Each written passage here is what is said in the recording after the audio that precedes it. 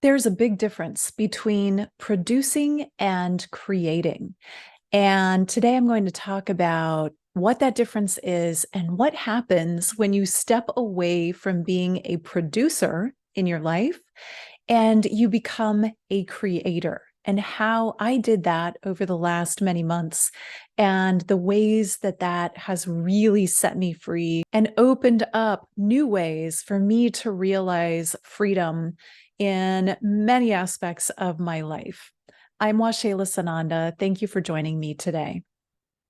I have had a core value of productivity for as long as I can remember. I was in a family of entrepreneurs who were raised by entrepreneurs, and they were producing, their families were producers. And so it was handed down to me. And it was the mindset of the family that I was raised in. And I became a good little producer. While I'm grateful for all of that, I'm grateful for that upbringing, and those influences have been very positive in my life. I decided over the last year to really take a step back from the producer side of myself. And what it did was it prompted me, it launched me into this inquiry. Who am I if I'm not productive? Who am I if I'm not producing every day? Because I was getting the good feelings, or the feelings of, oh, today was such a good day. I produced so much from what I produced that day. And when I stepped away from being a daily producer, I started to realize that a lot of my identity was wrapped up in this. I produce, I create, I'm constantly putting, generating, and achieving. And who am I when I'm not engaging in productivity all the time? Then I have to find a different way to identify as worthy, to identify as who I'm being, and what who I was being is productive. And so if I'm not being productive, then what am I being? Then I'm being introspective. And it took a while. It took a while for me to get this. And it's been a really interesting journey. And so I just wanted to share some of the discernment that I got between productivity and creation. I reached this point with producing where I realized that I was no longer producing purely from my heart, but I was actually producing from my childhood and societal programming. And when I realized that, I knew that I had to find more authenticity in what I'm doing with my life and my days and my hours and my minutes, my precious resource of time. And I want to use my time as authentically as possible. Whenever I'm doing something and I realize, okay, this isn't necessarily fitting with my core value of freedom, or with my true authenticity, my true authentic self. And so I knew I needed to make a change. And there was part of me that believed that my self-worth was tied to what I was producing and how much I was producing. People sometimes get so caught up in the statistics, the numbers, the likes, the follows, the hearts, and the comments, that they forget that what's important is, what are they authentically producing? It's not how many responses that you get, because a lot of those responses, let's face it, are not real anyway. A lot of it is fake, and it's not a reason to produce anything, in my opinion. The real reason is from your fun, your joy, your heart, your true excitement and desire to be here and share your truth. That's why. And so partnered with that, there was also this subconscious fear that I needed to uncover that was tied to slowing down.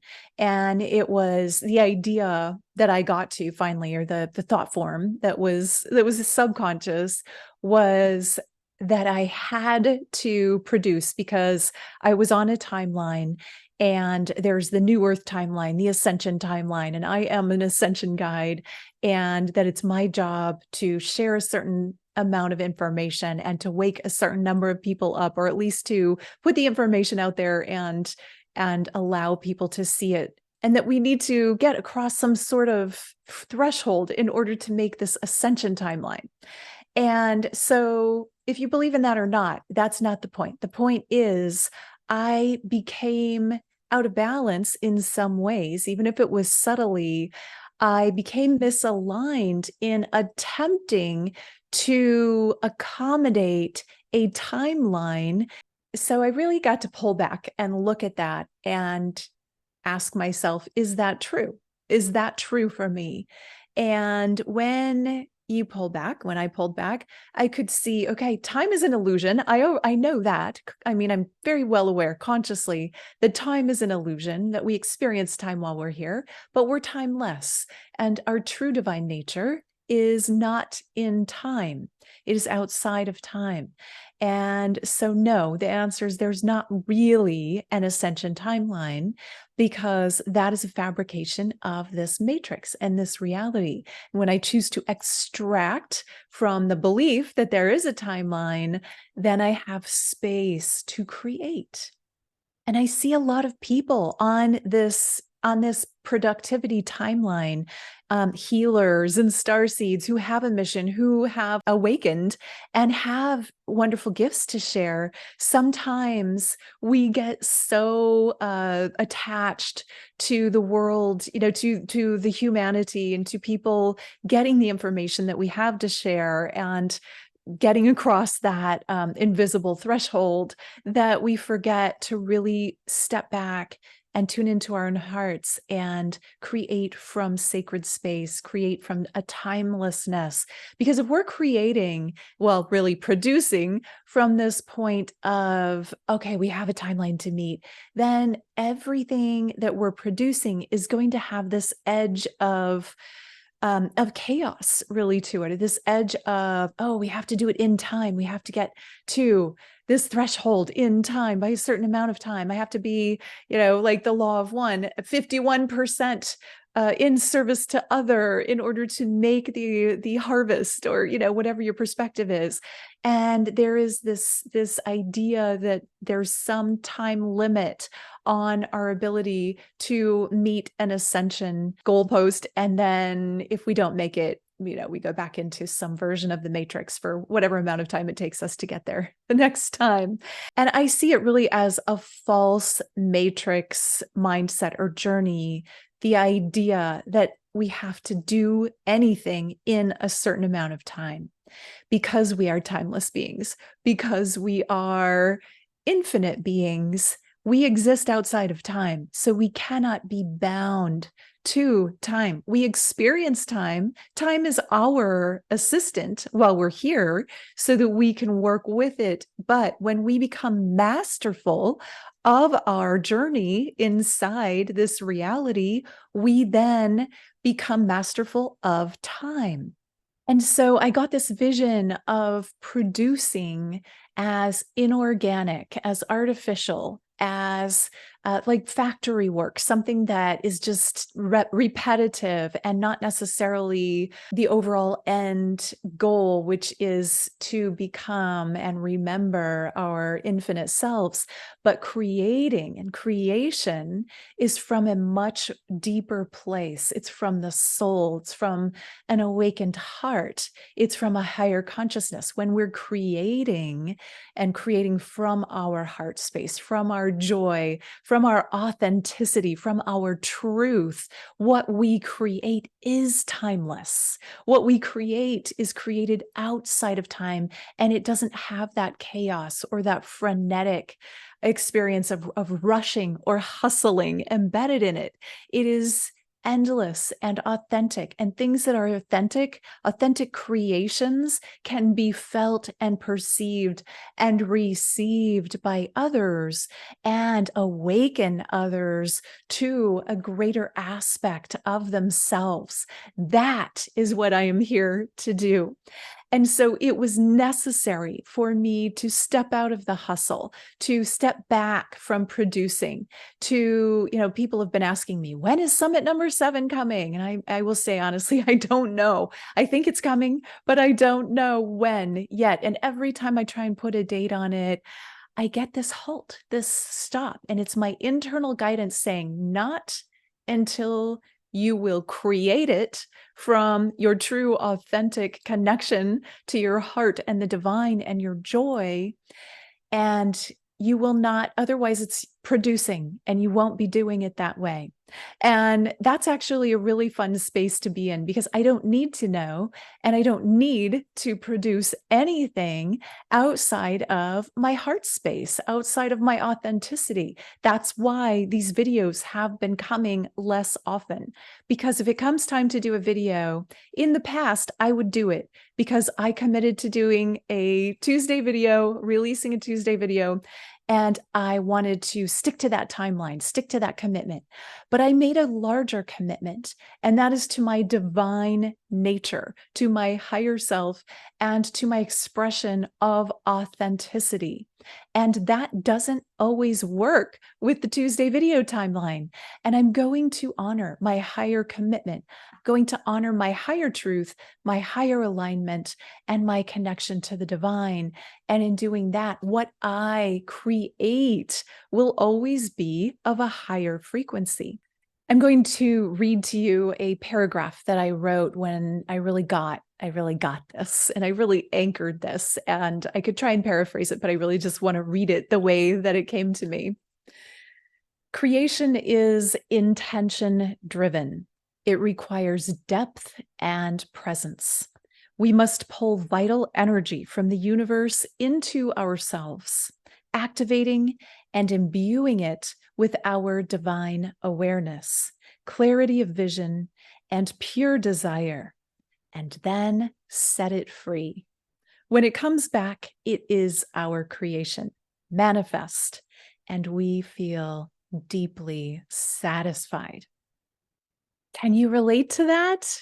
Does that land for you? Do you feel the difference in your energetic field, the difference between producing for a result or result-driven? You're like, oh, if I do this and put out this amount of material, I'll get paid this much. I'll get this many likes. I'll get, whatever it is. I'll get acknowledgement, versus creating from joy, from heart space, from our divine connection. Then it's like, it doesn't matter if I get paid. It doesn't matter who likes it. It doesn't matter any of those things. Nothing matters other than I feel truly satisfied and content, because I know that what I have created is in alignment with my highest truth. And that's refreshing. So I will be going forward into my next project as a creation. And I want to do things differently, in that I would really like, and here's where I'm going to ask for engagement from you, because I really want to get your take on this, your input. I would like to do season 7 of The Alchemy of Ascension. Like, I feel energy around that now. I feel excited about it. But when I think about doing it as a traditional summit series with, 20 to 30 some speakers and rolled out day by day, I mean, there's some good things about that. I love the collaborations with the speakers. I love some of the conversations and topics we get to get into. There are many things about it, the connections that I make, and I love sharing it with new people and with the people that are really engaged, and all of those things are really fun. However, I've done that 6 times already. I've done that, and I've done it well. And I want this number 7 to be different and authentic and fun. And I want it to be what you want. So here's what I'm going to ask you today. Is there something that you would love to see or hear about? Is there some way that you could see it being delivered differently or shared differently that would be really exciting to you? I mean, I've seen a lot of people doing different things. I've thought about doing it live rather than pre-recorded. I mean, there are a lot of different ways that it could be done. So I just want to put it out there. What would you like to see? Would you like to see people channeling? Would you like to see something that I haven't even thought of yet? Would you? I have some pieces of the puzzle dropping in for sure. Also feel like this is a collaboration with those of you who engage in and listen to my content. So what would you like to see? And what inspires you? What would make Alchemy of Ascension Season 7 the thing that you just can't wait to open up in your inbox, and the thing that you're just so excited to engage in and be a part of? What would make it that for you? And please share in the comments, or if you don't want to comment publicly, go ahead and send me an email. And my email address will be in the show notes, so you can send it there. Just let me know what's on your mind and what do you want to see more of? What's necessary? What's up for you? What's going to make a difference for you? What's going to get you excited? What's going to have you want to run to your computer and see what the content is? And that is how we can collaborate in this creation of Season 7. I appreciate you tuning in, and especially those of you who come every time and comment and share your energy. It makes it feel like this is more of an exchange than just a one-sided thing. I love to see your comments, and I know I haven't always been able to answer all of them, but I do read them all eventually, and I appreciate them so much. So if you're commenting, thank you. If you're engaging in some way, I thank you, because this is intended, or I like it to be a co-creation versus a one-way stream of information. And so with that, if you've enjoyed this, if this is helpful to you, do give it a thumbs up, share it with your friends, subscribe to my channel. I'm Waxéla Sananda. I appreciate you. I love you. I cherish you. Namaste.